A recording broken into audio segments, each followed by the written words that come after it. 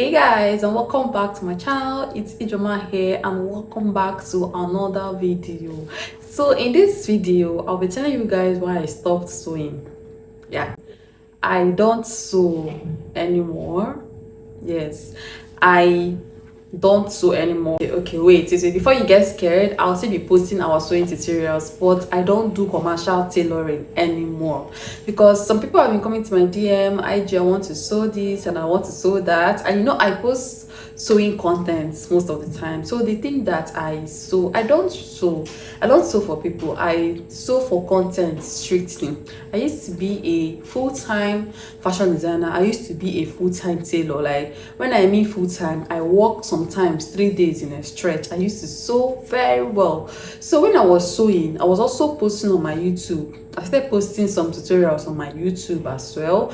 So I posted and posted and posted, and from posting on YouTube, I started creating some online classes, and they were selling on YouTube also. I was posting on YouTube, people were buying the courses, they were trying. No, now along the line, I got caught up. I couldn't give the sewing my best. I couldn't give YouTube, I couldn't give teaching online and teaching my physical students full attention. Like, I couldn't do any of them better. I couldn't put in my best in any of them. That moment when you are doing a lot of things and you can't do any of them very well. I had to tell myself the truth. At a point, like, I got to this particular level and I had to tell myself the truth. IJ, without sewing for people, you can still survive. So why not choose your battle? Why not pick a battle? And then I had to sit and I recalculated. There was even a time I told people that I'm relocating to Lagos because I wanted to move to Lagos. And at some point I said, okay, let me leave this. I wanted to move to Lagos actually, and I had to give people back all their clothes. That moment I closed down my shop, I moved to my house. I was planning on moving. Then at a point, I don't know what came to me and discouraged me. I didn't move again. Now I am at home because I've already closed down my shop. I am at home. I started sewing for people again, and at that time I wasn't buoyant enough. Not like I have money now, please. I wasn't buoyant enough to be buying materials for tutorials. Some of the tutorials that you see online, they are expensive because sometimes, not like you even want to wear this dress, but that if you post, people would like to learn from this, people would like to watch it. You have no option than to find a fabric that you buy to sew that particular style. So in order to cut down costs, what I was doing was that I was collecting clothes from people and I was sewing. Like, before I will accept any clothes from you, I will make sure that it is a style that I can post on YouTube. That was what I was doing. And before I will accept to sew any particular clothes for you, I will first of all make sure that if I post this, that people will be interested. And that was when corsets was trending. If you go way back to my sewing channel, you will notice that I started with corsetry. Corsetry was doing well. So if you come to me and you want to sew, I will make sure that it is related to corsetry. Then there is this particular bridal shower, and that was the dress that I used to make this corset. It's a bra cup tutorial, and that video has over 1 million views currently. And at a point I realized that I can actually make this YouTube thing a full-time job, and I had to quit sewing. It was a very difficult decision for me to take. Like, it was a very scary step for me to take, but I took that bold and scary step, and I am happy that I did. I had to focus on one thing. At first, the money that I was getting wasn't enough, but then there are some opportunities that came through this YouTube thing. I started posting on Instagram too. Like, I was motivated to start posting on Instagram, and I started posting on Instagram. My Instagram started doing well. I don't used to be on YouTube, on Facebook. I started posting on Facebook. Currently, I have monetized my Facebook, but because they don't pay Nigerians, I can't make money off it. But I have reached their monetization threshold.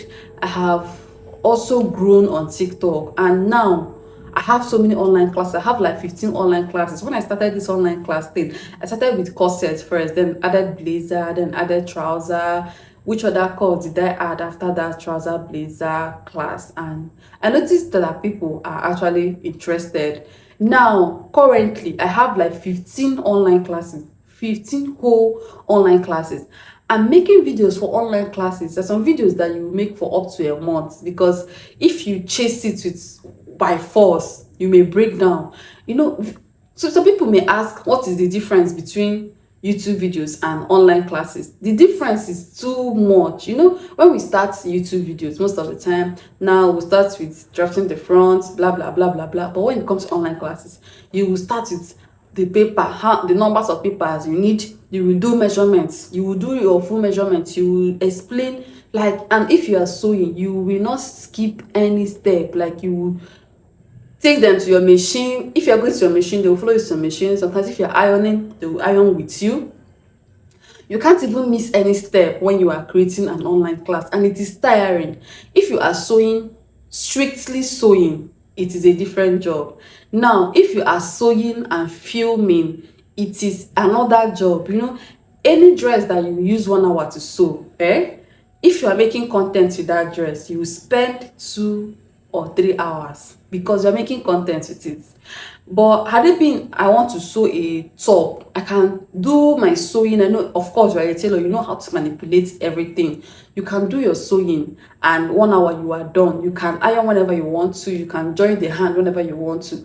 But now that you're making it a tutorial, you have to be taking people step by step, thereby spending much time on the dress that will take maybe 30 minutes or 1 hour to make. You end up spending 3 hours sewing that particular dress. So when people ask us what's the difference between YouTube videos and online classes, I'll be like, haven't you been to an online class before? If you, okay, maybe you are not attending detailed classes, but if you want to attend a detailed online class like mine, you will understand why I decided to leave commercial tailoring. Because at the end of the day, I will disappoint my physical customers, I will still disappoint my online students. Then what's the need? Greed, right?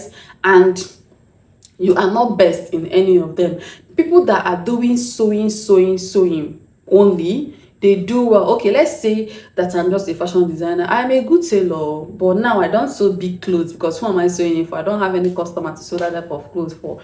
And by the way, I don't wear such clothes. I wear simple clothes like the one I'm wearing right now.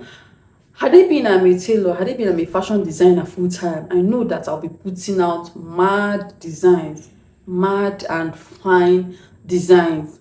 But then I chose the content creation way, and you can see the content creation that I'm in. I am not the best, but I am trying my best. Like, when it comes to this job, you cannot really say that Sew with Ijoma is not doing well. You will say that she is doing well, because I channeled all my energy into this content creation thing, into teaching people online. Currently, I have a fashion school, I have a physical school, so everything is still surrounded around teaching people how to sew, be teaching how to, so either I'm teaching online or I'm teaching offline. So I know that every job that I'm doing is all about that teaching. Every job that I'm doing is all about teaching. Okay, so that was how I made the job easy for me. I had to leave one. I don't sew for people. So many of my friends are mad at me. So many people, so many of the customers that I used to have, they are mad at me, because they are seeing it as you are forming. You think you have grown, you are now forming. I'm not forming, I'm just trying to avoid troubles, because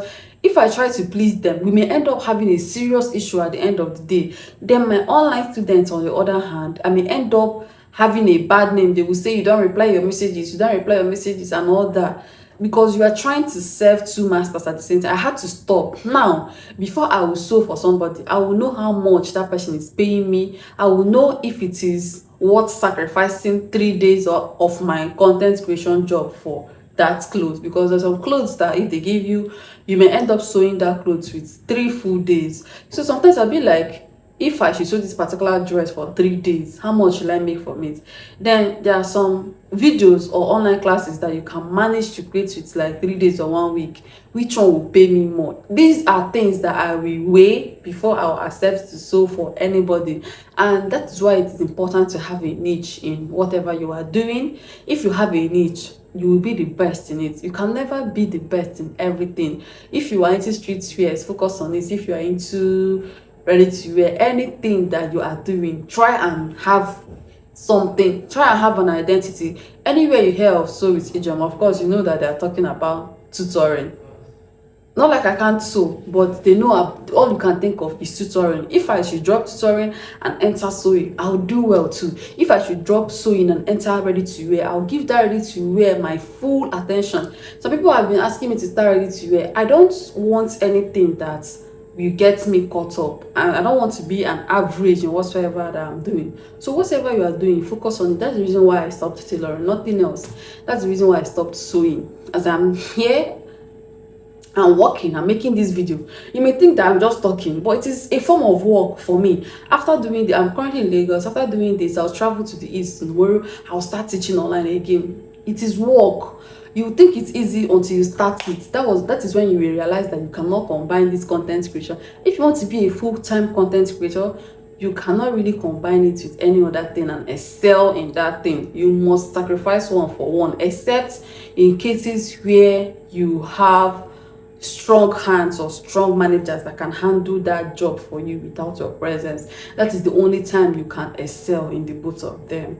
Thank you so much. If this video was helpful, please don't forget to click on the thumbs up button, and don't forget to subscribe to my channel if you want to see more of my lifestyle content. Thank you all. See you all in my next video. Bye.